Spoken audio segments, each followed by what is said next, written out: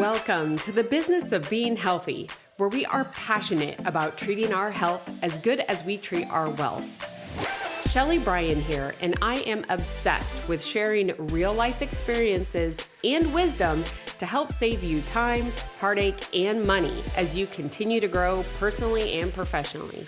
Twice a week, we push aside that BS to take massive intentional action. And I promise by tuning in, you will receive the straightforward talk you've been waiting for, filled with actionable steps that will inspire you to achieve the health and wealth you desire while you are building your empire.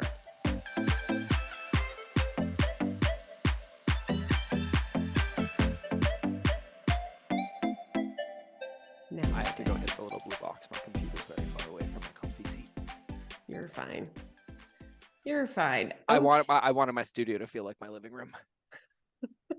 Well, and it's I'm a little bit jealous. But like, here's what's so funny. Like, and I know this was recorded. You should even like leave this in the show because I'm such like a geek. But like yesterday, I was here all day just so I could do this. But like this is now I walk in and I talk to Alexa, and with one thing, everything turns on and off. But I can't say it now because we're recording. But literally, I can just hit buttons now on my phone. Oh. And then I can literally show you how I built my studio. Like, because here's my hair light. Hold on. Here's my hair light. And then here's the LED light behind me. And then here's the main light. And then here's my guest light. And then there's my guest chair light. Okay. So if you're tuning in right now, you're going to need to watch this on YouTube because it's so random. But it's so good because I feel like there's the box, right? Yep. And I'm like, okay, well that's there. And then it just started illuminating boop, you. Boop, boop, boop, boop. Yeah. Yeah. Okay. Well, you're going to have to show like the Alexa version, right? Because I want to see. I know. Well, because here's the thing. If I say it to her, it'll turn the camera off. Oh gosh, don't do that. And so, but I have it set up. So when I walk in my office, I literally tell her to turn on the name of the show, and everything turns on the TV and opens the studio. And I literally just have to sit down and hit record. Okay. All right. Podcast studio goals right there. Yeah. We're going to work on that. Ready? And here's the craziest part. I built the entire studio with all the equipment for under $6,000. Okay. All right. Well, I feel like you could build an Amazon store. Yeah, with all of that in it. I'm too busy talking about the other stuff though. This is just kind of my geeky hobby I do behind the scenes to sharpen my mind. Okay. Well, that's fair. All right. Well, that's exactly what we're going to do in this time we have together is sharpen our mind. So welcome all of our listeners to the show here on the business of being healthy. Literally, I'm leaving all of this in. So you're tuning in, you're getting the behind the scenes of the podcast, getting ready as we prep and go live. But today's guest is someone that I just met recently and has had a profound impact on my life and continues to in various ways that he doesn't even know yet. But George Bryant is a New York Times bestselling author. He's highly sought out after digital marketing consultant. He's helped companies and entrepreneurs scale through marketing, but the customer journey framework. We're going to dive into that and so much more. So obviously, George, thank you so much for joining and sharing your time. Of course. I'm stoked to be here. All right. I love stoked. You've got to be an 80s kid, right? I'm an 80s kid. I'm an 83 baby. Oh, I beat you. I'm 80. I am 80. You beat me. My daughter graduates from high school this weekend. Oh, man. Yeah. I'm like, wow. And my son's 6 though. So I'm like just all over the spectrum. Okay. Well, mine are 11 and 13. So we're just hitting all the good stuff. It's been amazing, but Yeah. You at least went through it with one. And then now you're like, oh, I screwed up on her. Like now let's do it right with my son. I feel like we didn't get to screw up because she was so perfect. And then the universe is like, we gave you a gift. And now like, here's the other one. Here's the other version. We hope you learned some lessons along with the gift. My joke, my joke is that the universe gave Branson the most aggressive parts of his mother and I with none of the insecurities. Oh, dang. That's a weapon. Yep. That's what yeah. Yeah, he's 6 years old and he already uses NLP on his teachers. He uses seating because both of his parents have been in that world their whole life. And so he like plays games on us. We have the teachers call. So like, we don't know why we're saying yes to things we told him no for. Can you guys have a meeting with us? I'm like, okay, so he's doing this thing called open loops and seating. And they're like, what? And I'm like, hey, we didn't teach it to him, but that's just kind of how we communicate. Well, but here's the thing, especially with kids, and I don't think we give those around us outside of our kids as much credit as what they take in when we're not watching, when we're not like being in. So if you aren't being intentional, they're taking in all of it. Yep. Yep. Oh no, it's to the point where we just opened a school this week. It opens in 4 days because we didn't like the options. Oh. Yep. Not surprised. True, like And business owner, entrepreneurial spirit. this has to be the best, most random kickstart and I love that people listening to this are like, there's a dude in pink boots with a black hat on backwards playing with studio buttons talking about opens with no idea whatsoever. I love this. That's what this conversation is going to be like, though, and that they're going to walk away being like, "Holy blank, my everything just changed." Oh, wait, I have a question. I have an important question because I've been good. Do people swear on your podcast? Yeah, they do, and sometimes I do. It's something that I've been working on because listen, I grew up with cowboys, and Okay. so Well, I live in Montana. Okay, so I swear like a sailor. Okay, me too. And I Cowboys, but I listen, swear like a sailor. I was a So Marine. I was a homeless kid and then I was a Marine for 13 years. Mhm. And then I'm an entrepreneur and I can't have a boss. So like I cuss. So Let her I was rip. like, if you were like, if you're like, no, I prefer not to. And I was like, okay, I'll be on my best behavior. But I was like, no, I'm going to be on my normal behavior now. No, I don't want you to be anybody else but you. No, I think it's great. I just it got a little out of control, right? And my kids are listening. And I'm like, someone posted recently, I'm okay with my kids cussing. Mhm. And it made me think about it. And I was like, yeah, I'm kind of okay with it too. Yep. So long it's in the right way, right? Yeah. Like if they're fucking excited, I'm Yep. like, hell yeah. But if Yep. you're like, you're a fucking asshole, I'm not okay with that. I'm Right? also okay with my kids thinking that's okay and learning a lesson very quickly when it's not. Yeah. Yeah. Well, I mean, Because that's how most of us learn. that's how we did it, right? Because no kid, like my 13-year-old daughter, wasn't going to go tell some stranger on the street that they're a fucking asshole. No, my 13-year-old daughter started getting hormones for the first time and couldn't figure out why she was so sad and then didn't want to be sad and so screamed at me that I was a fucking asshole. And that's the first time she let it out. And I was so proud of her. Like my heart was happy. And then like I shed a tear and I was like, I love you. And then she's like, I fucking hate you. And then ran up the stairs. And then literally 20 minutes later, she was in my arms like a cuddle puddle. And she's like, I'm like, it's okay, Cheyenne. You're fine. She's like, I love you. I'm not really mad at you. I'm like, it's okay. Let's go watch a movie and eat some chocolate. We're good. And we handled it. I love it. I love it. But you got to have those like permissions. You know You what I do. mean? Like that, and I think we have to have permissions with ourselves too, a lot to screw up and to realize that that was just like, listen, you had to learn. I have so many freaking lessons that I've learned. And that's truly why, George, like I created this podcast is one of my favorite sayings actually came from my grandfather. And Uh-huh. it was take your spankings off someone else's behind, right? Basically, learn from others' mistakes, Yeah. right? And so I have screwed up so much that I'm like, let me share them all with you. Because if you guys can win in whatever winning is for you, if you guys cannot Yep. make the mistakes and save money and time, Yep. I'm all about it. Like, I'm really incredibly like, I'm gonna edify you for a minute, and I need you to hear this because we haven't known each other long, but we had some incredible conversations. So I know of you, and for everybody listening, I want you to understand how important what she just said is. I'm gonna tell you right now because she's gonna ask me a question about this in the podcast, guaranteed. And I'm gonna tell you a story about fortune cookies because it always lands.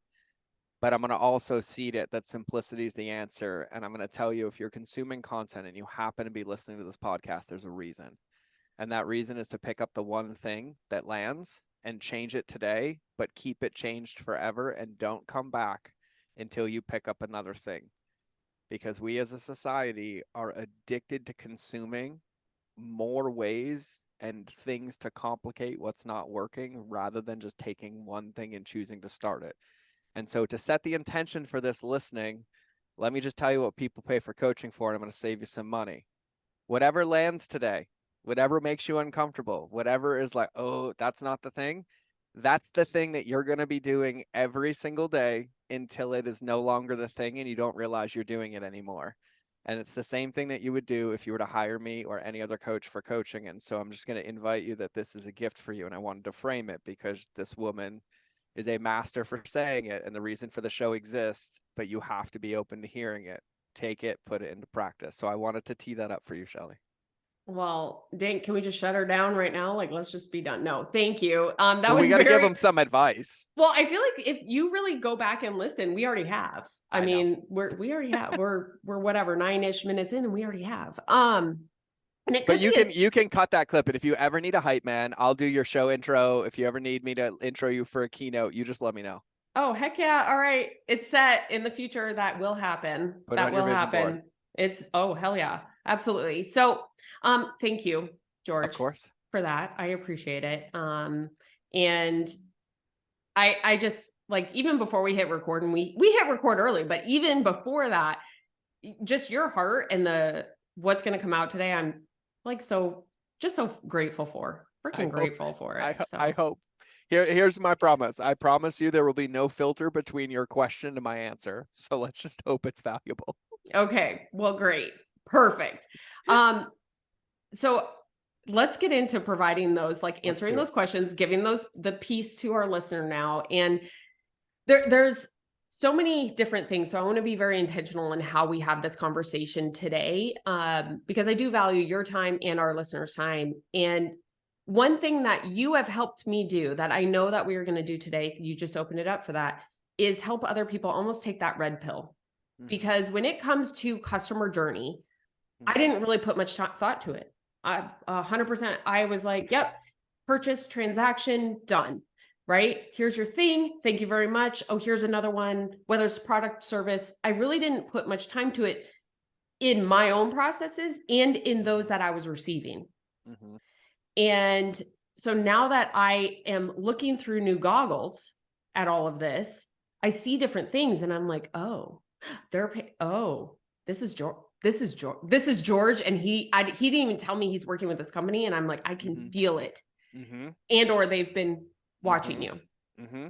And so overall, like, because I don't think customer journey gets talked about enough. Nope. And so can you help? Because there was a recent podcast episode that you even did on this. I'm going to link some in the show notes because, and I'll break down all of this so everybody can understand. I know where you're going. That's what I want everyone to understand what that means. So first we're going to start with kind of like, I break everything down really simply for everybody listening, the what, the why, and then we'll get into the how, right? So first, like what is a customer journey? And I think this is really, really important because I think everybody has their own interpretation. But really, a customer journey is any series of steps designed to get somebody from where they are to where they want to be, and you're the catalyst doing that. That could be your product, could be your service, could be a piece of advice. But a customer journey is when we're basically giving anybody anything to move them closer to something they want to be closer to, or move them away from something they no longer want to be near, right? That's it. And in the world of marketing, we call that moving people towards pleasure or away from pain. It just so happens about 99% of all of you will only be moving people away from pain. That's what the whole game is. So take the other option off the table. So that's what a customer journey is. And so I'm going to give you a story of what that might mean. So for anybody listening who has ever had a child, you are a master at building customer journeys. Guaranteed, if they've ever made it past the age of 6, you have done this and you are a master and you know exactly what a customer journey is. And here's how I teach it. And this will make the sense of what it is and why it matters. I have a 6-year-old son named Branson. Remember, he has the most aggressive parts of his mother and I with none of the insecurities. Every day we have to leave the house at the same time, 7:30 in the morning. He wakes up at the same time, 6 a.m., without fail. Doesn't matter. Put that kid to bed at 4 a.m. He will be up at 6, waking me up. Okay. Every morning we have to do the same thing. So scenario A is he walks into my room and he says, "Hey dad, time to get up." And I'm like, "Okay, bud, I need you to go brush your teeth, brush your hair, put your clothes on, eat your breakfast, pack your backpack, put your shoes on, get to the door and be in the car at 7:30. Go." That's scenario A. Go. Scenario B, "Hey bud, we have to leave for school in 90 minutes. We got to brush our hair, brush our teeth, eat breakfast, all the normal stuff that we got to do. But here's what I need you to do. I need you to go brush your teeth really quickly and then come see me as soon as you're done. You got 3 minutes. And then we're going to get dressed and go eat breakfast. And then I'll tell you what's next." He's like, "All right, cool, go." Option B. Which option guarantees my success as a parent? Obviously, only option B. And if you think about option B, that is a customer journey. That is what our job is every single time we're giving somebody a piece of advice or something to help them in any direction if they're seeking our counsel with our product, our service, or our offerings. Another way to think about it would be a personal trainer. Same scenario, except client A wants to lose 100 pounds in 12 months. And I say, "Great, here's your workouts, your food, your supplements, your gym membership, your camera. Here's the plan. I'll see you in 12 months. And then client B, "Hey, we got a lot of stuff. I need you to drink 16 ounces of water tonight, get 8 hours of sleep, and tomorrow morning we're just going to go on a 15-minute walk, and then we're going to go eat the best breakfast you've ever had." Cool. Which one's going to win? Client B, right? Every single time. So just to define customer journey, that's all it is. Because now you have to understand that you don't have a business if it's only predicated on credit cards. Now, let me reiterate this point. You've never seen a billboard from Nike that says, "Just do it, only if you wear my running shoes. Just do it, only if you buy my shirts. Lululemon, see through my yoga pants, only if you don't buy them." No, right? Like, you don't have to be a part of these things with a credit card to be a part of a movement or a business. And so helping people can only also be transactional, else you're going to very much limit your ability to do your job and to find your customers. And so let's start there. So we exist as businesses, no matter what your business, industry, service, to use something, a product, a service, a piece of knowledge to help somebody achieve something. And you win when somebody pays for you to do that. And you don't win at that point. You win when they get the desired result or outcome. Okay. Now, this is the other part. And I'm teaching you a lot in this answer. So make sure you rewind and listen to this. I say this very much so because most businesses have this massive fear that their biggest fear is that I won't find any more customers. That is not a fear that you should have. Your biggest fear should be somebody has bought my product or service and not gotten the result required. Because that is an anti-marketing machine that destroys companies from the inside out. And 9 out of 10 times, it's not because the product or service wasn't good. It's that there was no customer journey put into place to get somebody to actually get the result, because all we did was focus on selling the relationship rather than building it once we were married. And anybody who's married will tell you the game doesn't begin until you say, "I do." And then the work starts. And it is no different in business. And so that is my 5-minute definition of what I would want to see in Merriam-Webster if you ever opened up to the word customer journey. Okay. Plus, there were about 6 other lessons in there about mistakes and ways to think about business. So that is the first way that I would describe customer journey. Now, why? I answered the why in there. Because without it, you actually don't have an asset, you have a liability. Because you have no control over how people are talking about your brand, your product, or your service. And your supplement's only getting a 3-month retention, not because it doesn't work, but people are canceling because there's 3 containers in their pantry that they haven't used. And the only thing they can say it doesn't work. And then all their friends now know that your collagen doesn't work, not because she didn't take it, but because she's not going to admit to not taking it. So she's just going to say it doesn't work when they ask about it and recommend somebody else. And you don't realize that that happens in every conversation. So massive critical whys. Without a path, the result can't be achieved. And so it not only ensures your business as an asset, but it makes your life easier. Your business gets more predictable, and it makes you sure that you know what it is that you're offering. Now, can I make somebody take their collagen? No. But can I teach them about habits and why they should and easy ways to take it and educate them and make sure they know? I sure as shit can. And in the chance that I do that, it also happens that if they don't take it, but they've been educated on all of those things, they don't call me and ask for a refund. They call me and ask for help. And there's a big difference there, because I suck the oxygen out of their excuses. And if they don't have any back doors, they can't blame me, which means I'm the one that's different because I'm there to help, because I gave you everything that you needed to have the most and then said I would still be here to help you. Right. And so it changes the way the game can be done. And quite simply, I hate fucking losing. I felt like I lost most of my life until I gained perspective and realized that my life was that gift. But I like winning. And so when you think about business, what I find so funny is that I'm basically using the same business principles that have existed from the dawn of time that have guaranteed success. And I'm just pretending the internet doesn't exist. And that's what's working every single day, but it's impossible to lose this way. And so I say this to set context for how important this is, because I have a feeling Shelly is going to guide me into the big 3 mistakes that everybody makes. Is that where we're going, dear? I wasn't going to go there, but you opened Okay. it up. Let's go there. I want to hit it real quick just because it will put some sense in. So I want to give everybody this quickly, and you can go find my podcast for the full breakdown of all of these, but I'll give you an idea to set your brain for wherever Shelly's going to take us. So number 1, I talked about, and these are not in my list of 3, but I'm going to summarize them. Thinking that your business is only about selling a product or a service. Okay. That you will lose.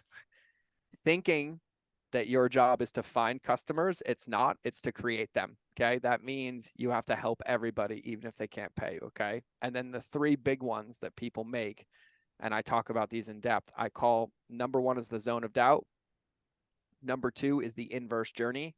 And number 3 is the drown the journey. And I'm going to explain what they are very quickly. The zone of doubt is at any interaction or touch point with somebody, the time between that interaction and when the next interaction takes place. So for example, if you meet somebody at a conference and you're like, oh my God, it's so good to meet you. And you're like, yeah, I'll shoot you a text tonight. The moment you leave that interaction is a zone until that text comes. Okay. And until that text comes, that's a zone of doubt. And then if that text never comes, that zone of doubt is an open loop and a wound that stays forever, that automatically deteriorates your trust, right? Or you go online and you buy something and they're like, oh, it'll be in your inbox immediately.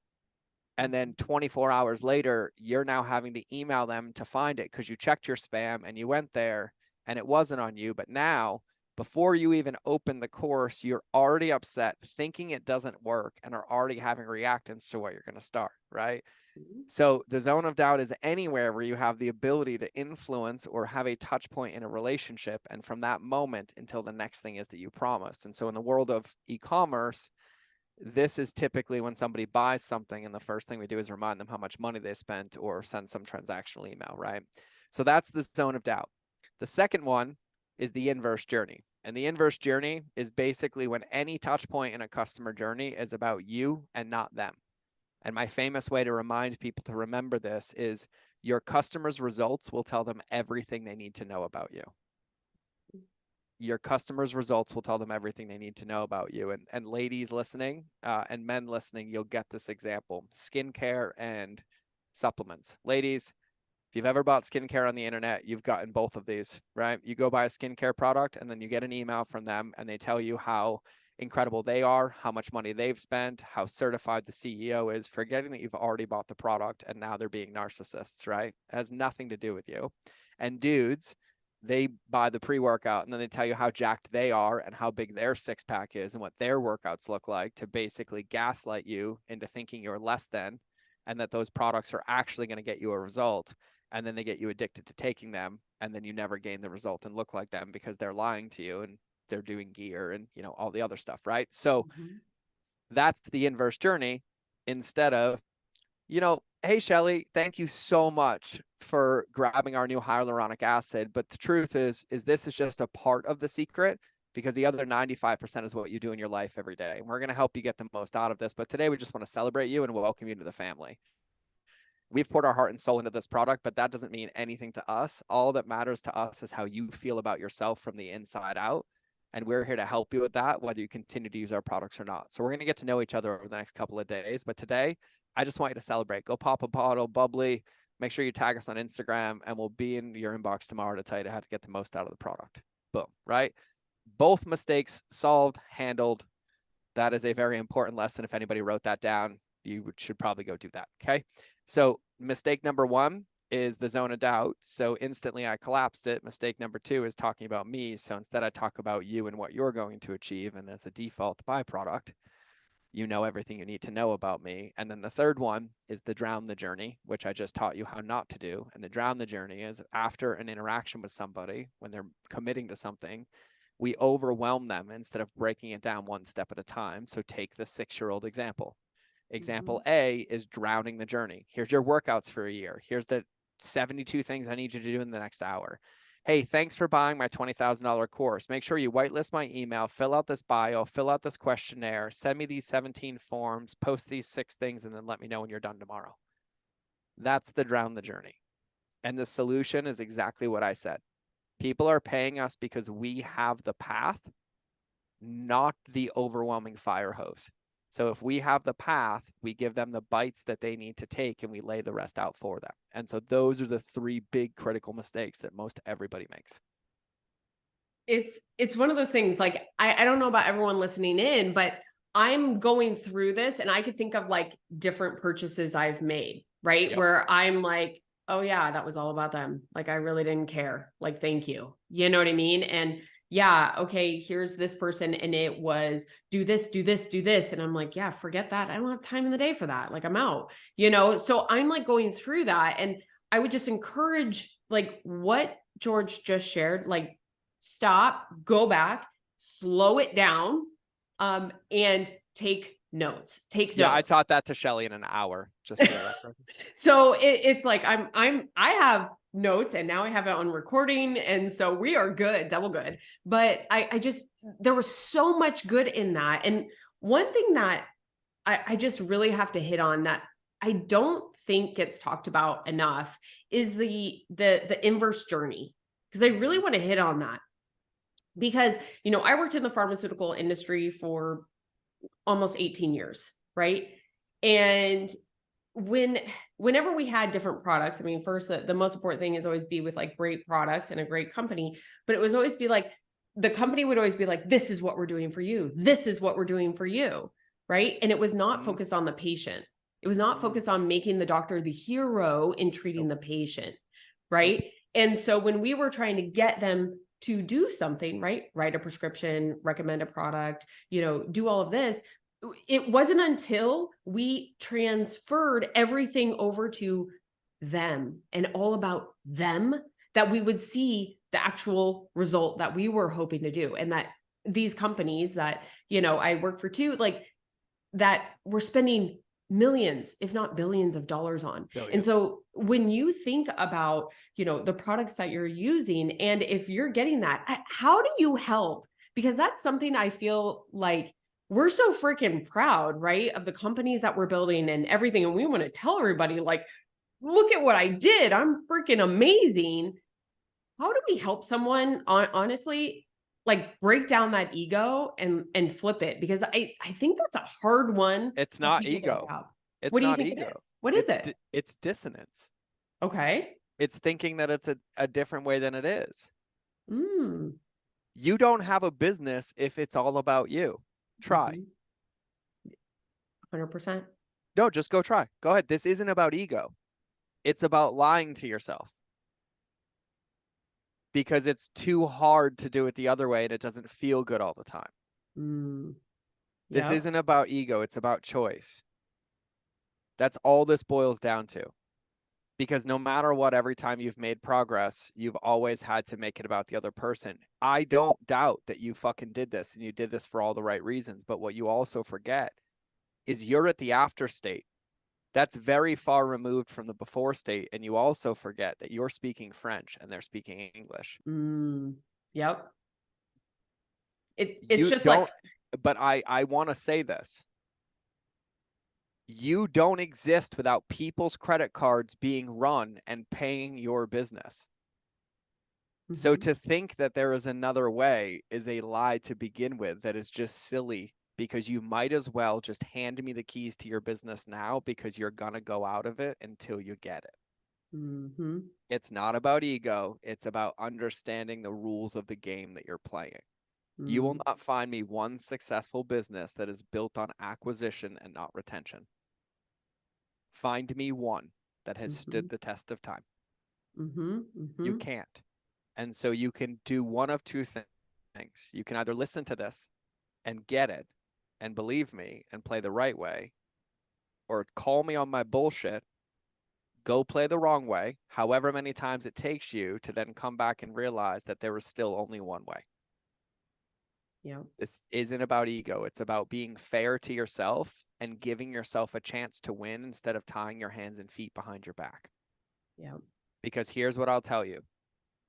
There are probably 3 types of protein and 1 million protein companies. There is 1 type of milk and 1,000 milk companies. There is 1 creatine and 1,000 creatine companies. It is never about the product. Ever. You are not a fucking snowflake, and neither am I. Your value in the world is using snowflakes that exist and helping people implement them better and get better results with them. And once you understand that that is the only thing that you're doing, it is the only actual way to play the game. Yeah. Yeah. Because So what's good. the difference between Equinox Fitness being $500 a month and Planet Fitness being $9 a month? Can I get the same workout done? Why does somebody pay one trainer $20 a month and pay another trainer $20,000 a month? When yet they're still benching, squatting, and deadlifting. All the retention, all the journey. It's all of the accountability. You just have to remember it's never about the tools. It's never about the product. It's only ever about the application of the product, the service, or the tools. Yeah. Yeah. One other point that you were talking about was, and it made me think of a principle that I grew up with that was in my household. One of the many, but it was the corridor principle, right? Like you walk through one door and you start walking, and until like that one doesn't work or you need to learn something new, then you turn and you open up another door and then you start walking down that corridor. Yeah. And it was that zone of doubt, right? It's and starting there and then being like, it's like option B that you gave, right? Here's the couple things I'm gonna need you to do, and now I'll see you tomorrow. There's a paradox with the zone of doubt, and I want to, because you just alluded to it, so I want to talk about this real quick. So first, most of the principles I teach, they apply both to you, to your team, and to your relationship with your customers. So the paradox of the zone of doubt is that people are hiring us and paying us to close their zone of doubt because they've never done it before. The paradox is that we will forever live in a zone of doubt as a leader and having to step into the dark to find the steps that the people behind us haven't walked on. So you know you're winning as an entrepreneur when the next steps you're taking is based on how you feel, your alignment, and your intentions with no outside influence, and doing it anyways. And then if you look back, there's about 10 steps and you're teaching people how to walk up as you keep ahead of them. That's the paradox of it all. Yeah. Because you wouldn't be an entrepreneur if it was any other way. Because if you wanted predictability, you'd be in a 9-to-5. Because the moment you walk away from that, predictability comes from what you create, but it has to be your vision. And if I tell you how to build your vision, you're going to build my vision, not yours, and you end up presenting it. And so you also have to remember that when you choose to play a game, you can't get upset about the rules of the game that you put a team on. If you want to have any chance of winning, you have to remember that it's always going to be yours. And it's interesting because I've never heard that corridor principle or that corridor example. But one of the things that I teach and one of the ways that I do this is I'm not a visionary guy. I've never had a vision board. I don't write goals down. I get what is called a fuzzy goal, where I'm like, I want that in the future. And then I ask myself, like, who do I have to be to have that? And then I'm like, cool, brick by brick, because every time I put a new brick in place, that picture gets clearer. And sometimes it changes continents because I don't want that anymore. Right. But I understand that, like, you can sit here and talk to me and you can plan for a year, your blueprint, and I'm going to put bricks down, and I guarantee I'm going to be closer to being finished than you are, no matter what. Right. And there's an Elon Musk quote about it, which I love, because someone was like, why would you set the goal to get to Mars to a year? And he's like, because I'm guaranteed to make it further than the guy who set it in 10. And it's just Parkinson's law. You'll fill whatever container you create. Right. And so, yeah, I need a sip of my coffee. Yeah. I'm going to stop that thought. And that's the thing is, George, what you're sharing with us right now, I mean, this is very high level, but there's so many nuances into each bit, both as a leader, both as, servicing your clients, your customers, and actually growing as a person. Like there's so many. And I want to help everybody understand this real quick, because the whole purpose of conversations like this, of podcasts, of consumption, of even learning and buying courses, isn't to necessarily learn a specific thing. It's to change the way that you think about everything, which will change your perspective. And then the lessons that you hear will be received through a new lens with a new application in your life and business. That's what's happening. Right. And I think it's really, really important, because I want to frame something, because also the human brain, if anybody listening to this studies neurolinguistic programming, NLP, they have the logical levels of the brain, right? Basically similar to Maslow's hierarchy of needs, right? The different levels that you function at.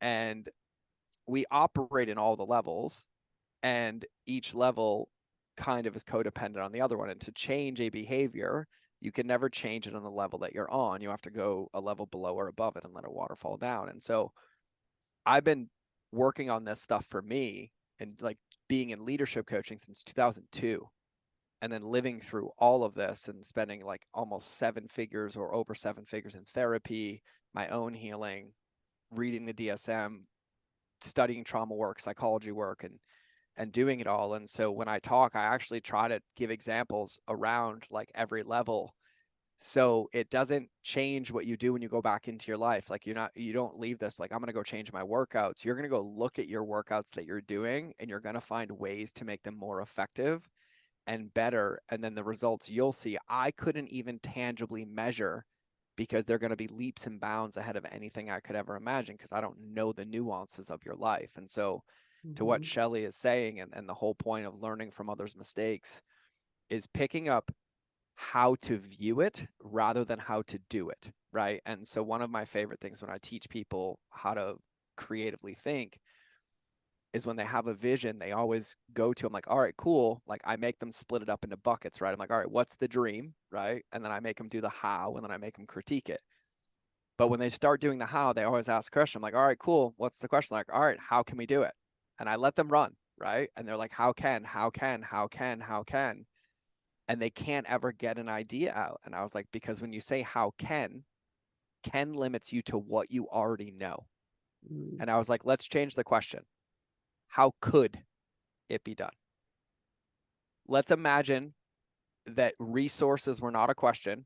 How could it be done?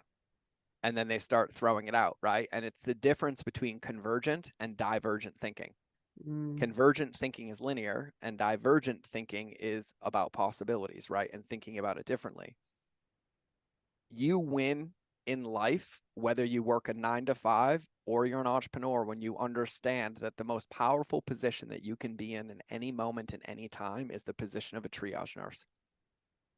Taking in everything around you and then intentionally choosing what to respond to over and over and over again.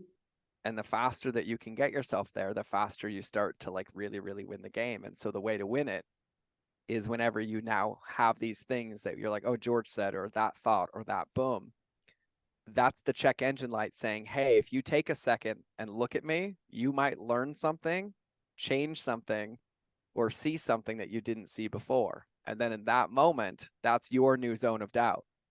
But that zone of doubt is now the distance between the clarity and the moment you take the first step to see if it's worth it. That's the spot that I coach 99% of entrepreneurs out of every single day. Yeah. Because they've had the clarity, but then they start creating their own inverse journey. And like, I can't do this. How do I know? And they're like, oh, I need to learn more. I need to go find another book. I need to go find another podcast. But no amount of evidence is enough, because it just keeps moving the starting line.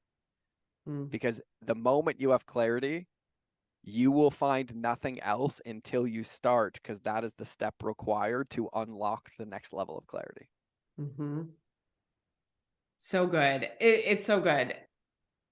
So it made me think when you just said the triage nurse, right? Because I think as entrepreneurs, business owners, even if you're leading a team in corporate America, being a parent, right?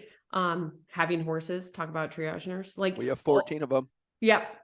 Like we're thinning the herd here at home. I can't take care of all mine anymore. That being said, like the triage, it started thinking about me.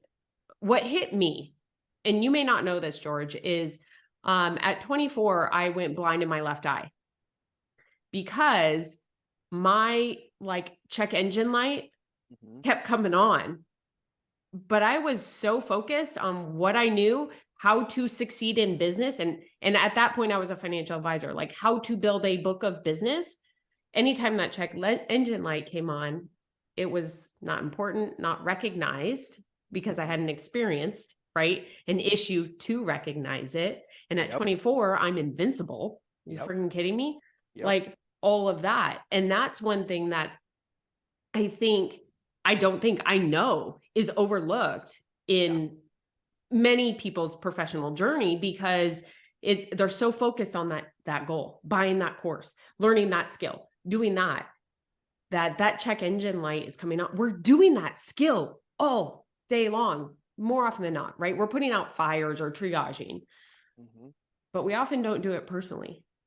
No, we don't. And then we lie to ourselves about it and we say we're doing this because we want more time, money, and energy, but yet we're sacrificing it now, and then we die by the time we get it in the process because we're not really afraid of failure. We're just petrified of success, because once you succeed, there's no story to run anymore, and you have to write a new one. And that's the paradox. That's what it took me 38 years to figure it out. That's why I'm so happy now, right? It's really just understanding that it's always just a game, but there is no tomorrow. There's only now.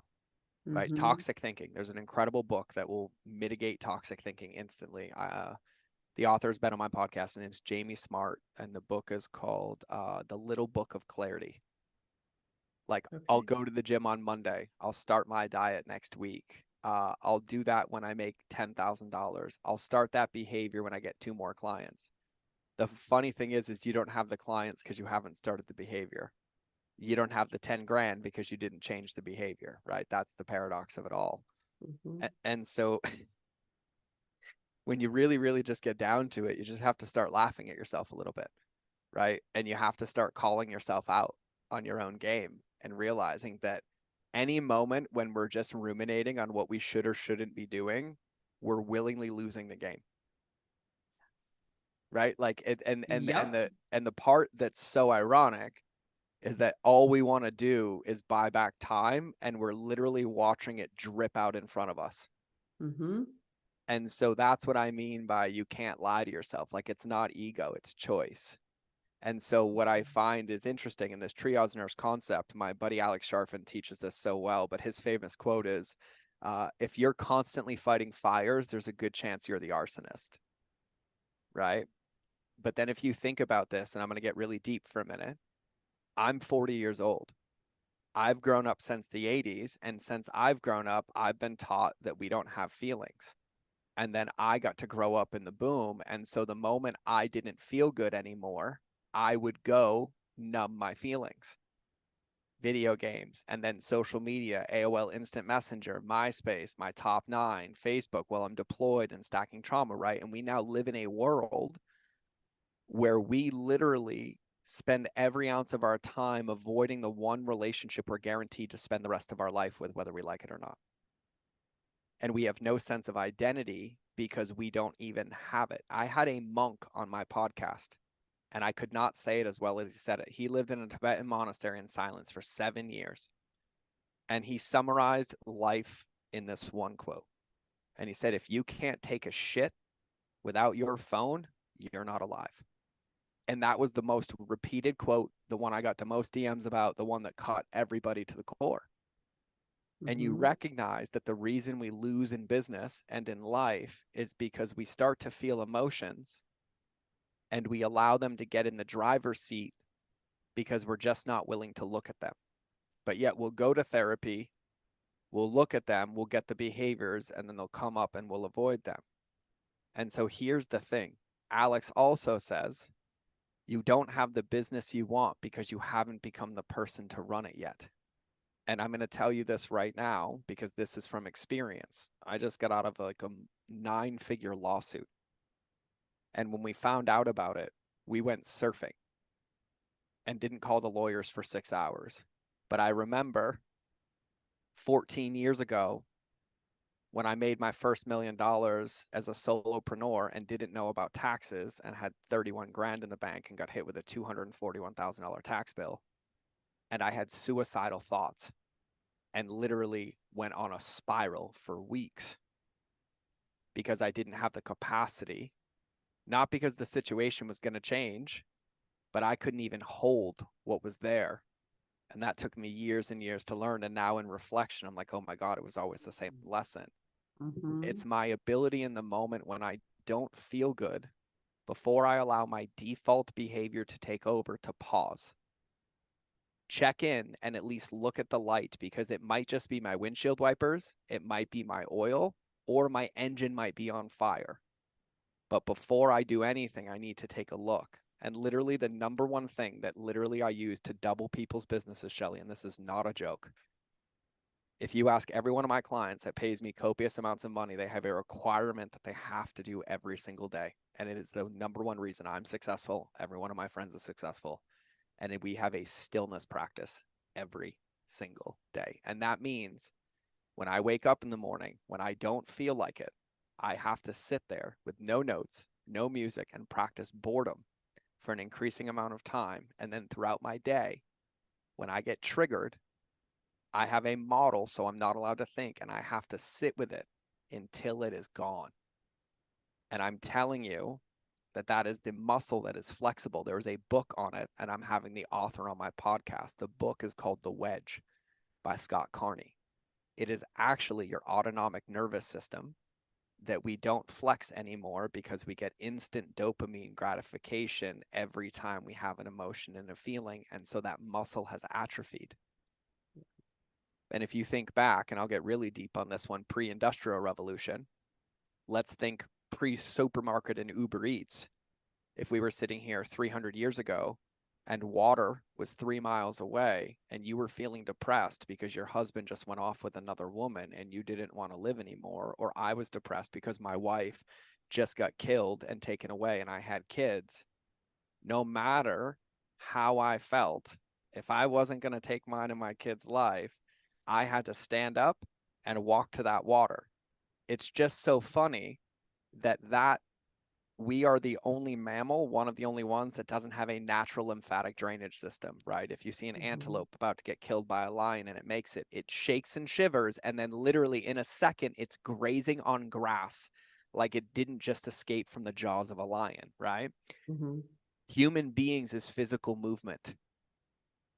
That's how our lymphatic system drains. That's why we use rebounders, and everybody says you have to sweat every day. But now we live in a world where the moment you don't physically feel good, emotionally, you can use your phone to numb out, to get food delivered, to get water delivered. And it's so funny because everybody listening to this remembers the one time they opened Uber Eats at like 1 a.m. and they were pissed and they got in the car and drove, and on the drive felt better because they moved their body, and then went home and didn't buy the thing. Mm-hmm. Right? Like, so at the end of the day, like at the end of the game, like when you think about it, we have to be really integrous with ourselves. And for me, the number one secret for every single person, every company I've doubled, everyone that's tripled, everybody that I've helped scale, the number one thing that they have is a direct correlated integrous relationship with themselves every single day as a priority. And the deeper it gets and the more time they spend with it, the more everything else around them works. It's so interesting because, when I hear that, and I'm guilty of this too. Now, when it comes to like health, reading, my gratitude kind of like thing I do every morning, being still is hard. It's really hard. But why? I think when I think about it right now, the first thing that came to my mind is because there's always so much to do. Oh But yeah. really, is it? But really, Shelly, you know what I mean? But really, like Well, so it, here's my always story to this. I love this one, right? Have you ever gotten a massage? yeah. Right? So I know what you do when you get on the massage table. You schedule the massage because you're overwhelmed with life, right? You need a break, you need a massage, you need a moment. You schedule the massage, right? You get excited about it. Then the day before the massage, you start thinking about reasons to not move the massage, but then you're like, no, no, no, I made the commitment to go. And then you tilt with it, but ultimately you end up going. Then you lay on the table and you spend the first fucking 20 minutes literally like, I want to get off the table. I want this massage to be done. And then you finally realize you're not going to get off the table and your thoughts surrender. And then you start to have a shit ton of clarity. And then you get anxious that you're not going to remember it. And then once you realize you're not going to write it down, then you finally surrender and you relax. You realize time disappears. You walk up, you go out, you forget every single thought that you had, and then it hits you with the one thing you were supposed to remember, and you instantly feel better. And then you're like, God, I need to remember this all the time. Is that fair? 95% of it, yes. Something like that? Yeah. Yes. Yeah. Yep. All that means is that you just have a conditioned behavior to moving and going rather than sitting. It's just a muscle.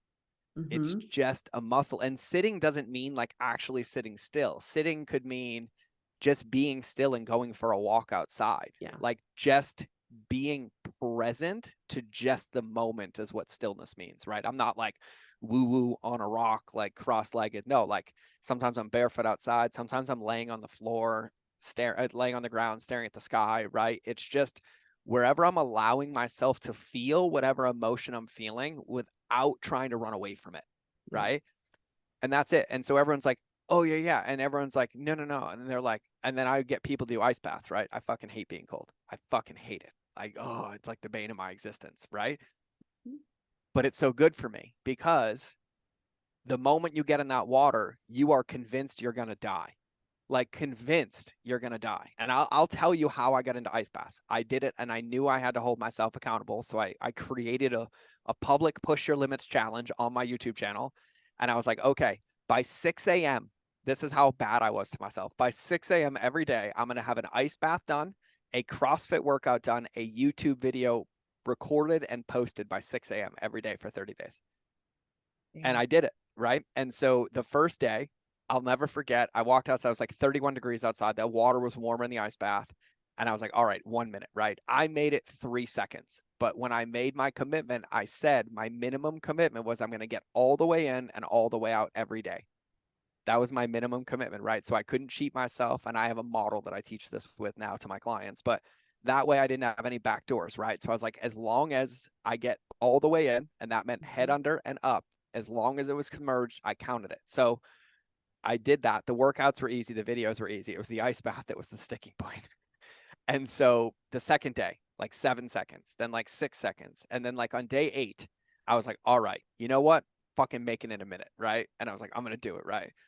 And I'll never forget, I was so committed. I set the timer. I was in, my eyes were closed. I did my breath 37 seconds and I felt like I was in there for 20 years, right? And then I was like in my head. And then it was on day 11. I was like, fuck, I don't even know. I'm just so pissed, right? I get in 7 minutes, right? And it just, the only thing that changed is I got used to the shock feeling long enough for it not to change my thinking. And then the moment I was past it, I was into 7 minutes. And the next day it was like 11 minutes. And then basically at will, I could stay in as ever I wanted. But then I started to be aware of it. And I was like, oh my God, this actually hurts more now than it did in the first place because I expect it every time. Yeah. Then what I realized is that I had to flex the muscle of building a relationship with the discomfort because I liked all the benefits.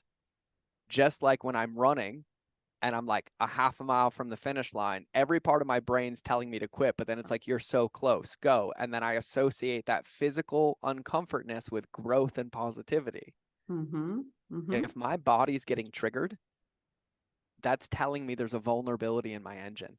And the moment I take a peek at it, I can forever fix that part of the engine or just fix that part until it comes up again, but only if I look at it. And so I'm so bullish on this for so many reasons, because no matter which way you slice it, if I could go back in time and say, what was the one piece of advice that you would give yourself to be a billionaire at 40? I would have been like, believed every fortune cookie I opened and followed it to a T. Simplicity, consistency, consistent action, not allowing our emotions to drive our decisions, not being a victim to the story, living my life irregardless of what's happening on the internet, realizing nobody's coming but me. Like, it's really whatever's in front of me is up to me. And even if I feel like shit and I'm in one of the hardest situations of my life, which I actually currently am in, and that's what it feels like in my body, ultimately, I'm still the one responsible for the next bite. And so if I do not like what is in front of me, I can think about it, I can complain about it, but I'm the waiter, I'm the kitchen staff, I'm the chef, I'm the ingredient sourcer, and I'm the one eating it. Yeah. And the faster you realize that, I might not know what the next 100 bites are, and I might not even know what the first bite is, but I'm going to at least get out of my office and go for a walk and start looking for it. Yeah. Right? Like that's it, right? It's just this pursuit over and over and over again. And now looking back at all the millions I've made and lost, successes and ups and downs everywhere, really, it all boiled down to like, okay, lesson learned, what's a new bite? Okay, lesson learned, what's a new bite? And just constantly coming back to, oh, there's a roadblock. Okay, let's not slash the other 3 tires. Let's change this one. And then let's pay attention for that roadblock in the future, right? Like, and that's what it boils down to. And I got stuck in the paradox trap for years because I was a personal development coach. I was teaching the work, I was doing it, and I was missing the part of the daily consistency. And I was like, God, yeah, because this stuff's boring because it holds me accountable to the stuff that works. And of course, I'd rather be curled up on the couch watching Netflix, right? Yeah. Like, and Yeah. so it's just this fun, now it's just this fun game for me because like I look in the mirror and I'm like, okay, okay, yep, just go, okay, got it, right? And then if I call my friends, they're like, what are you calling us to remind you of what you already know? I'm like, yep, that's it, thank you, love you, I'll let you know later. Yep. I just want to thank you for sharing that because, of course, I think we need to talk about this more, we all do. and there's 2 things that there's many things, but there's 2 things that I want to touch on just really quick. You don't have to be really quick, you're good. Okay. Well, I'm just saying that is Okay. one, I love the term minimum commitment because Yeah. I think so many times, we think these big commitments, right? Like being quiet, it could be the 7 seconds sitting on the floor doing nothing, just like you did 7 seconds in the ice bath, getting in, Well, getting out. well, what time is it where you are right now? 12:09. How many minutes have you spent in your car today? 0. Okay, cool. So for those of you listening, think about when you drive in your car, right? When was the last time you just drove in silence? All the time. So I do too. And I love what you're talking about. I have a model that I will gladly teach you all in about 5 minutes if you would like. That will be massively beneficial. I think it would be so beneficial. We are in our cars so often, and that is such great time to leverage new So skills. I'm going to teach you a model for any behaviors around that minimum commitment. Okay. And so, but I want to talk about this because what you have to recognize is, I said this at the beginning of the show, you're going to win when you recognize it's about one thing, right? It's not about all the things. People lose when they listen to podcasts like this and then they go home, they empty the pantry, they go to the grocery store and they restock it up. Okay. Here's what I'm going to tell you to do. Don't throw anything out of the pantry, change nothing, change no behaviors whatsoever. But after you're done listening to this podcast, spend the next 7 days realizing what you've noticed now that you see differently. And then if you notice that you commute 20 minutes a day and you're always listening to music, and I'm about to challenge that thought, and you're like, you know what? On one of those drives that week, I'm going to do silence. I'm going to do that once a week. That is it. That is how you win the game. It is not by throwing your playbook out. It's by keeping your exact playbook and then going back to it and making adjustments that will help you execute it better. That is the best coaching advice I could ever fucking give you. Okay. So now you have to understand that The only way you win is if you build something piece by piece, brick by brick. It doesn't matter how many times you look at the blueprints, how many times you redraw them. Until you put bricks down, nothing is being built. Your business, your life, yourself are no different. We lose as entrepreneurs and humans because we're all high achievers and we like to set ourselves up for failure because we're not afraid of failure. We're afraid of success. If we were afraid of failure, we wouldn't set ourselves up for it every day. Okay. We got to be honest with ourselves. We're afraid of success. Okay. Mine was too. And I'm speaking for all of you, but there's a chance it's landing because she's nodding in agreement with me a lot. Okay. And so then what that boils down to is knowing that success is actually a predictable game. It is actually a predictable, measurable game, because you would be hard pressed if I bet you right now, and I would bet you, and I would be willing to bet you $1 million cash that if all you let me do is you gave me an hour of your day and I didn't do one thing of business and all I was allowed to work on was your mindset, your emotional health, and your physical health, and you gave me an hour a day for 365 days, I bet you $1 million cash that we could achieve any single goal that we put on paper. Would you fight me on that? Oh, hell no. No. Oh, hell no, right? Yeah. We know that. That's why we study the greats. We go look at their morning routines. We go look at what they do, but instead of looking at how they're doing it, we try to copy their workout and never execute it at the same level. Okay. So we constantly do this because we know if we do these behaviors every day, they eradicate the oxygen out of our excuses. And we hate that because we're more comfortable in the story of the past than we are in writing the conclusion by just writing a new fucking page. You don't have to write a conclusion. You just have to start writing a new page and that one's going to write itself. Okay. So this is how you do it. This is how every high achiever wins. And I'm going to tell you right now, the more successful somebody becomes, the more you have to protect these behaviors because it gets more and more distracting. So this is it. I created a model called the wedge of expectations because this is how you win. The reason you lose is everybody designs their day based on their best day and then pretends they're not going to get punched in the face. And the moment they do, the best day goes out the trash. So if I asked you right now, hey, Shelly, physical fitness is important. How often you work out? You're like, oh, I work out 5 days a week, an hour a day, right? That's what everyone's going to tell me they want to do. But then here's what happens. You put it in your calendar and then something gets in the way of it. And then you only have 40 minutes. Do you go do a 40-minute workout, Shelly? Nope. You're like, nope, can't do the hour. I'll make up for it tomorrow, right? Tomorrow never comes. And then there's another reason. And then you're back in reaction, right? So everybody who records a podcast or everybody who sells homes, I'm going to sell 12 homes this week. Okay, cool. I would let you say that if you didn't get to the end of the week and they'd be like, I'm such a fucking failure because I only sold 9. But if you're not grateful for what you get, you're not going to get any more, right? So we do this to ourselves constantly, right? Okay, I haven't read a book in a year. Starting tomorrow, I'm going to read an hour a day. No, you're not. I've been drinking 7 sodas a day for 6 weeks. I'm going to go cold turkey tomorrow. No, you're not. No, you're not, right? You need to set yourself up to win because winning in life is only about progress. Les Brown said this in some fucking massive speech, and he's like, I love it. He teased everybody. It's like, practice makes, and they're like, perfect. He's like, no, practice makes progress because perfect doesn't exist. Practice does. And I was like, boom, like, yes, that is the game, right? Because in this current moment, all we're looking at is where we were and where we want to go, and we're finding a discrepancy. And in that moment, the only thing that solves any amount of discrepancy is an action moving forward. And we have to remove the roadblocks. And so what I do when I work with my clients is I have 2 tracks for them. And I design 2 workouts. I design the light keeper workout, which is like who they are as a human being, like you as a woman, irregardless of business. And then I design the business workout. Okay.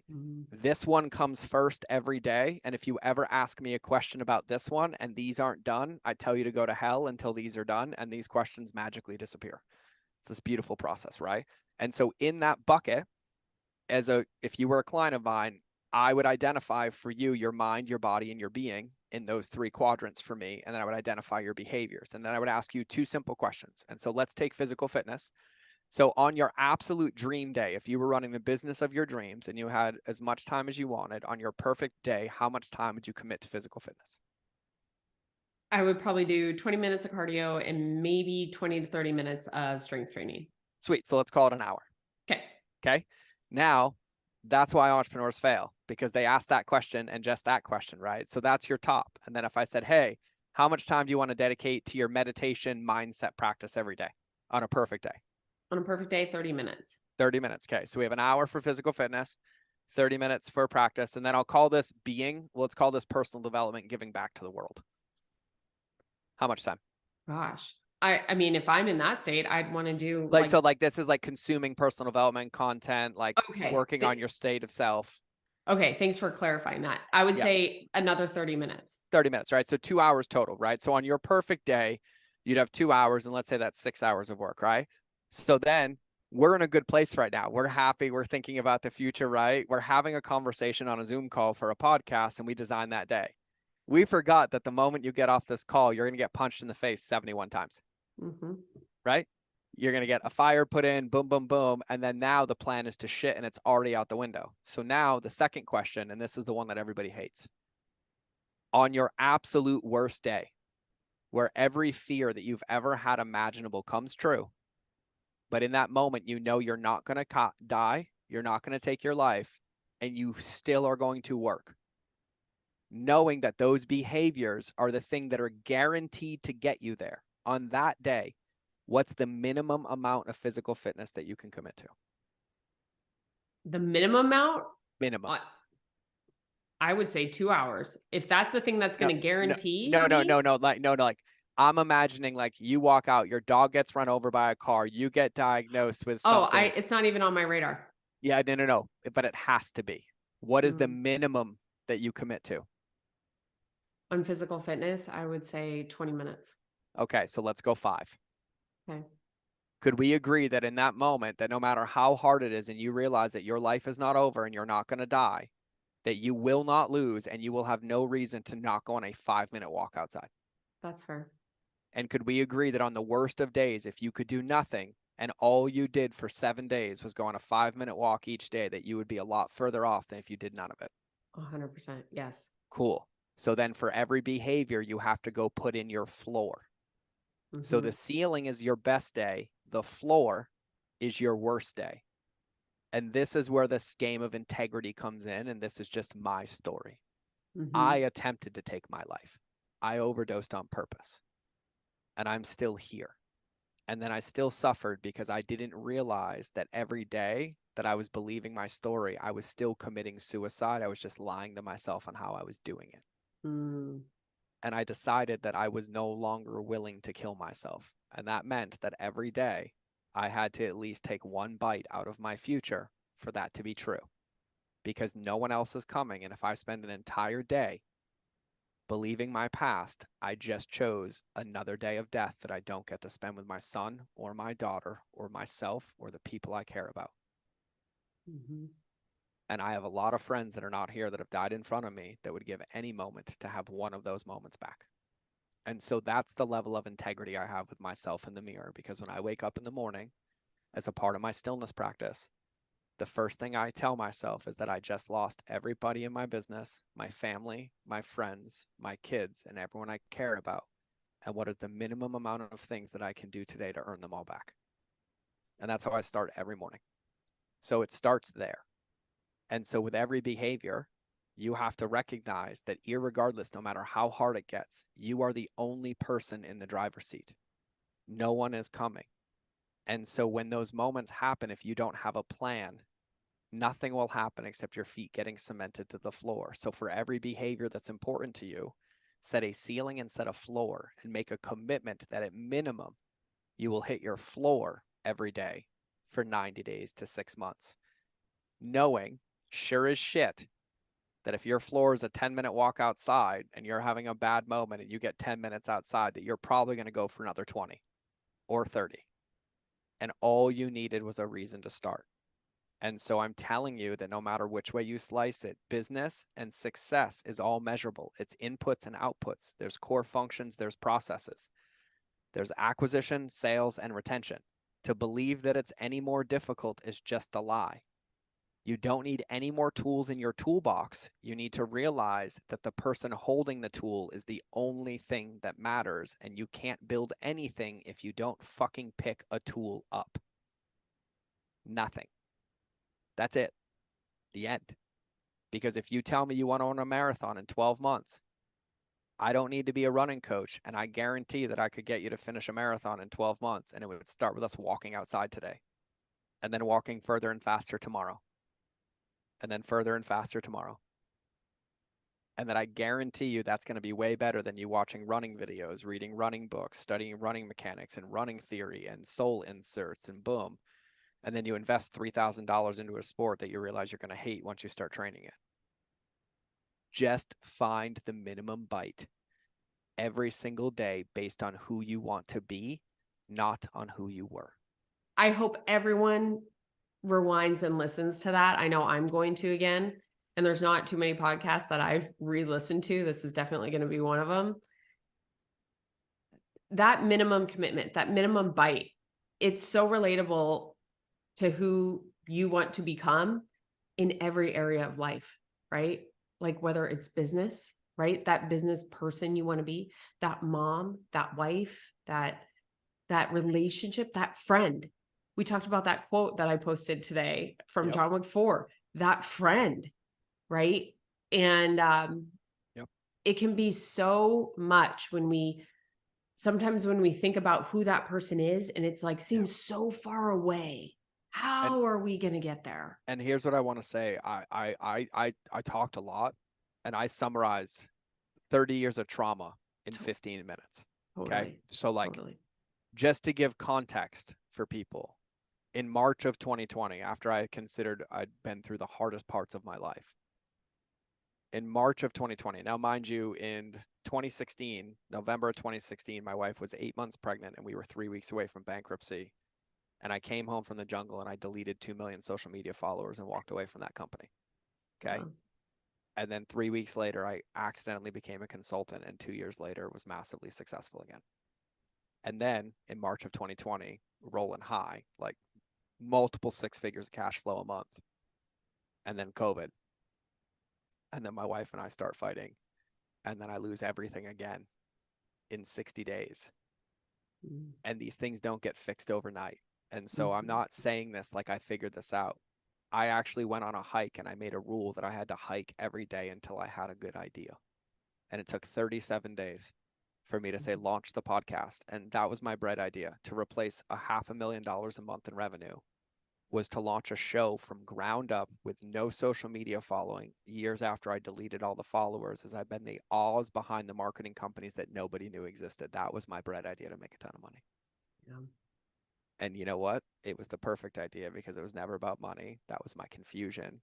And it was about me just documenting my process and leading by example and showing people what I was doing. And then magically, here we are again. And now I own 8 companies again, new ones that are all growing and scaling.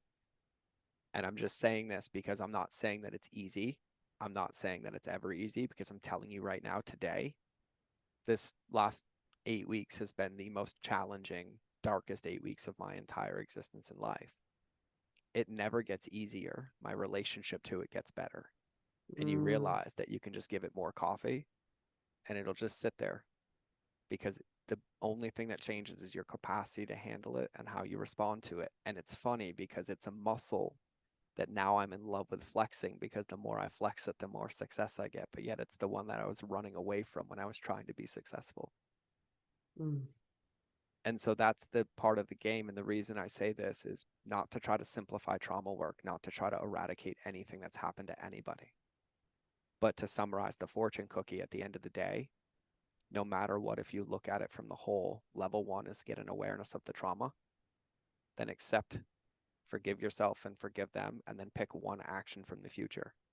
And the work starts working the moment those actions get into place. And so I'm not saying change everything, but every day, if you can just find one bite, you will be there so much faster than you could ever imagine, because there's no point in waiting when you can practice it 600 times a day. And every time you practice it, it gets stronger and it gets better.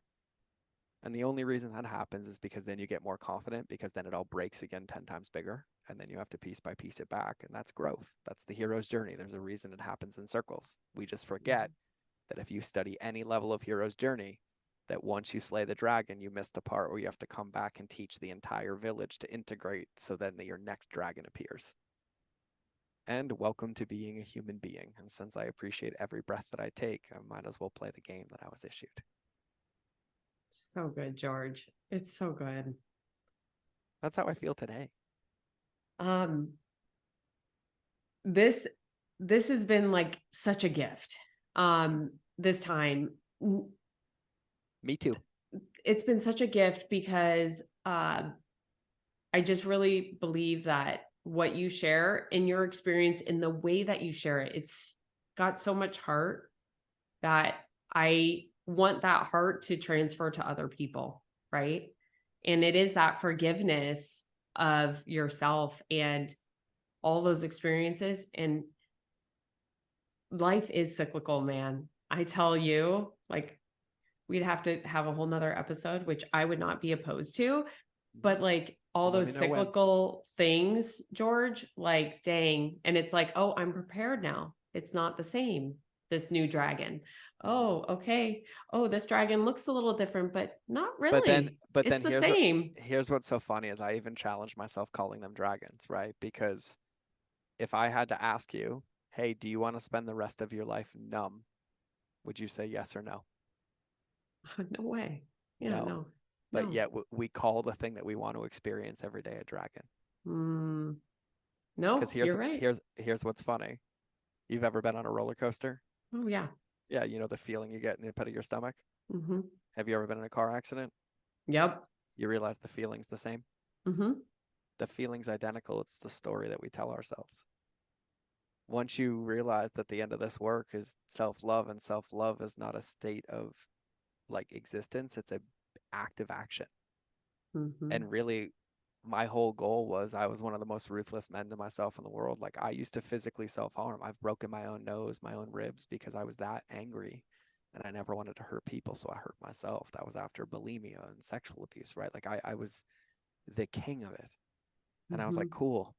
Well, if I'm going to be mean to myself 1,000 times a day, then I'm just going to be nice once, and then twice, and then 3 times. And like, there was a 5-year period where I would rip through a packet of sticky notes a day. I would write down a negative thought and I would cross it out and write down a new one. And I'm not joking. Every single thing you want in your life you can have, but no one else is going to put the bite in place. And if you want to run a marathon and you've never run one before, you're going to have to start by taking the first bite. And so just get obsessively committed and know you're not alone, because I am the same as all of you. We are no different. All of us feel this way. But it's not about me shining light or somebody else. It's about all of us not waiting for me to give you the permission slip to talk about what you really feel and thinking you have to change who you are every day. Because fuck if people don't accept who you are, but leadership is not changing who you are based on how other people try to dim you. And so I'm going to say this now, and I'm going to say it to you. If you're listening to this, it's not because I have your answer. It's because you are the answer, and I just turned up your fucking volume. It's so good. Like, I'm sitting here and it's just so good. Because remember, there's only 2 roles in a relationship: leading and following. And if you're not leading, somebody else is. But I will tell you one thing. I've never successfully navigated a vehicle from the passenger seat. So if you don't like where it's going, you either get out of the fucking seat and change it, or don't open your mouth, because nobody likes backseat drivers. Okay. I'm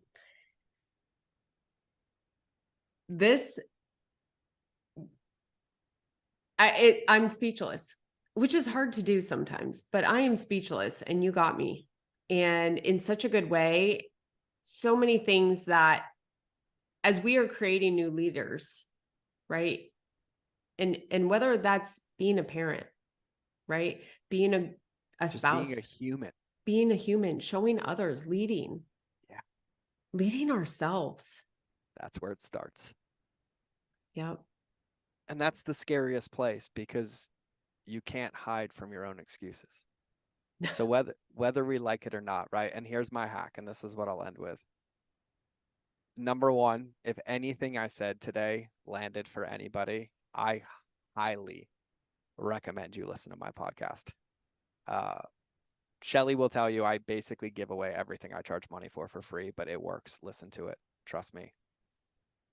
But I'm a massive fan of environmental design because I know I will trick myself out of my own behaviors and habits. So my entire life is designed to help me accountable, which I talk about. But one little simple thing that I do is I have an office, I have a very large house and a couple properties, but above every single toilet in every single property I own is the same quote. And it is the quote about the grandson asking the Cherokee about life. And he says, well, there's two wolves. There's the evil wolf, which is resentment, guilt, anger, shame, fault, blame. And then there's the good wolf, which is joy, blank, blank, blank, blank. And then the grandson at the end says, well, grandfather, which wolf wins? And he said, whichever one you feed. And so I pee probably 17 times a day, if that's TMI for all of you. I read that quote at least 17 times a day. And I've been reading that quote for that long for about 9 years. Do the math. It's not about picking it up in a book. It's about doing the reps every single day. And then you realize over time that you're a lot stronger at push-ups and you didn't even realize you were doing them anymore. So think about the music you listen to.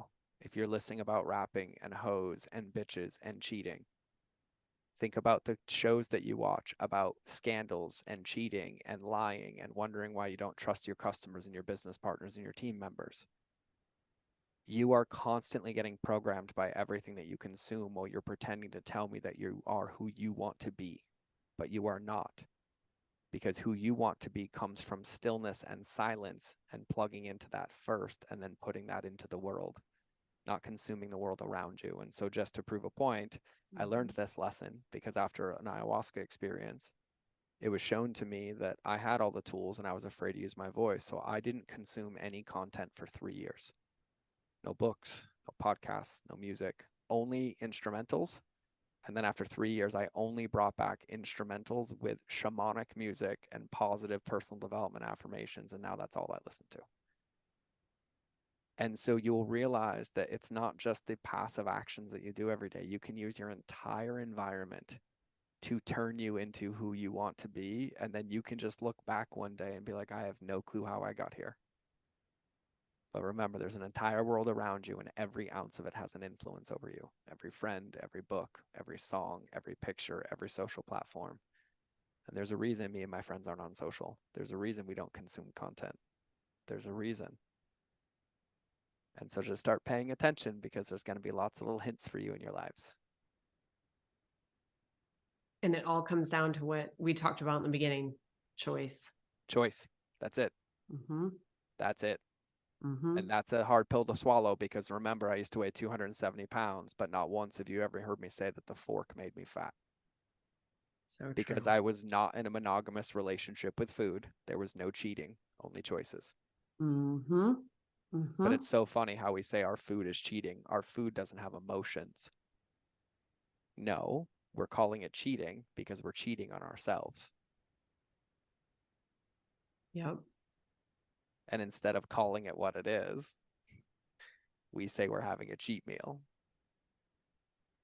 Instead of saying, I don't feel worthy of my vision that I said was important to me. Mm-hmm. Mm-hmm. I could do this all day, Shelly. It's one of those things I'm just like, and you and I think very similarly, especially in relation to health, like a lot of these things are so, mm-hmm.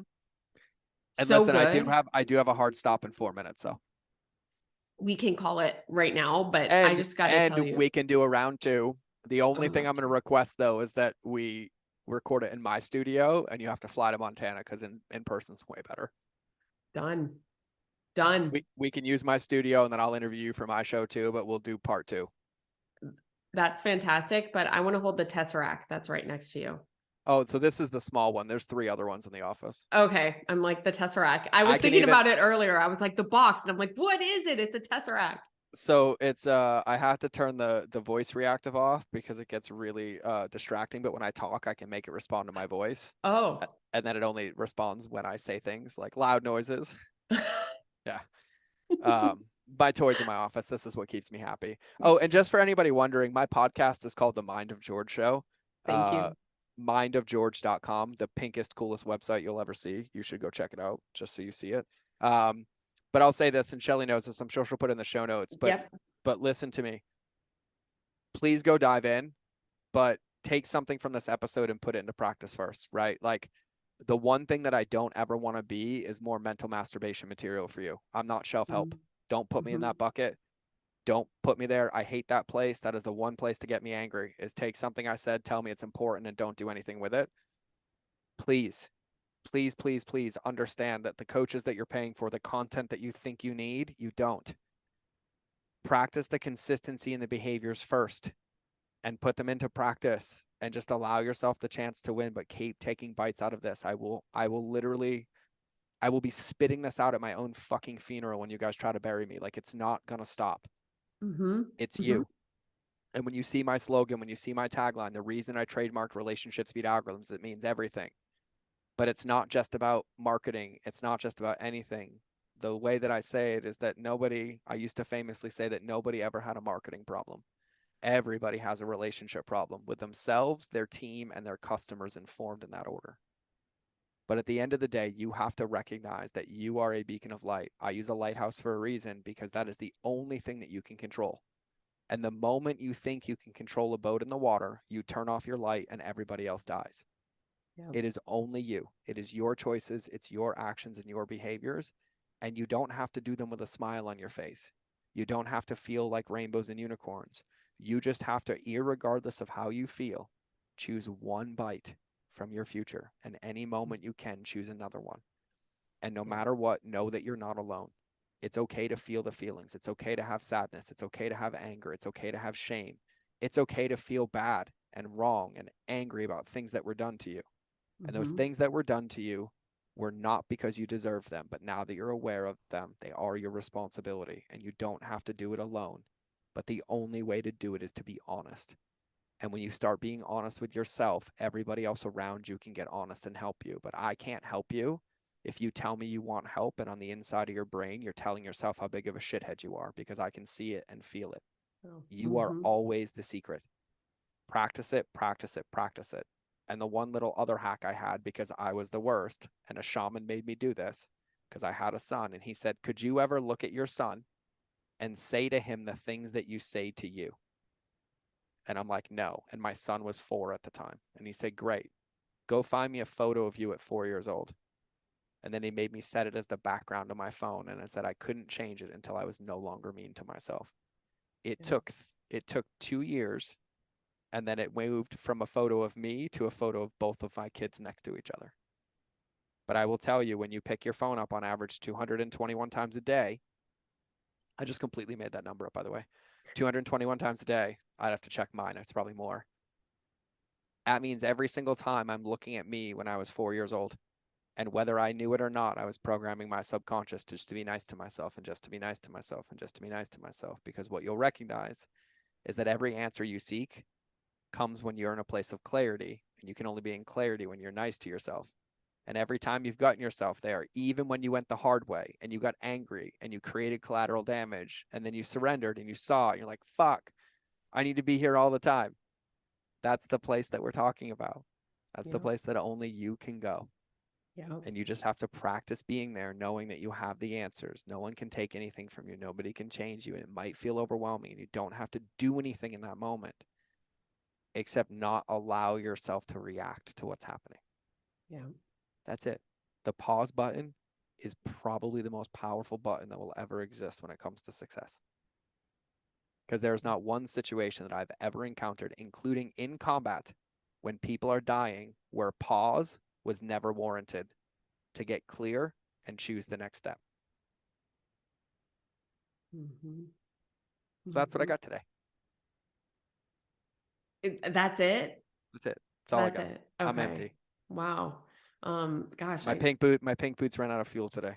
Yeah. Well, you have that coffee. I know you've got a more important meeting to get to, but just like George mentioned, I'm going to link everything in the show notes.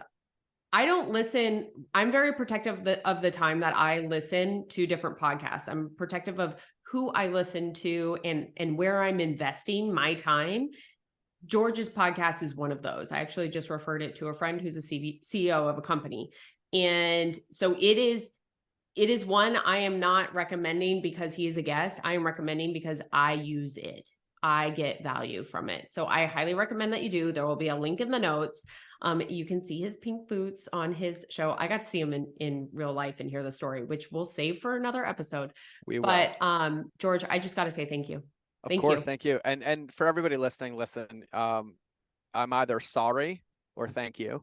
Because you gave me the greatest gift that you could ever give me, which is your time, and I can't give back to you. And I'm sorry if you're the 1% that thinks I belong in a straitjacket. You're right. That's why I call my show the Mind of George Show, because I only share the safest parts with you. But no, it's all love, and I mean it. But you guys are incredible. This was a gift for me, and thank you for having me. Thank you for trusting me. Thank you for asking, for holding such space and allowing me to share. We will get round 2 on the books. I'm stoked. And for everybody, Shelly will vouch for this, and only knowing me for a short time. Our doors are open. So on my website, on my podcast, you'll find my Instagram. If you DM us, we will DM you right back. My team and I are here to help. That's it. Just to help. That is all we do. And I will tell you, our mission is simple. Our job is not to find our ideal customer, it's to create them, which means you get to win first. So anything we can do to help you, we are here to help you. So reach out. Don't be a stranger. And anything that you need, if anything came up on this show, if you need an ear, if you need to share something that's never been shared, you can send that as well. Just send a message before it says, hey, I'm about to share something. I don't want anybody else to hear it but George, and I won't share it. I no guarantee I respond, but if you need a safe space, it will come to just me and only me. Oh, great. George, thank you so very much. And thank you all of you for tuning in. Until next time, make sure you come back twice a week here.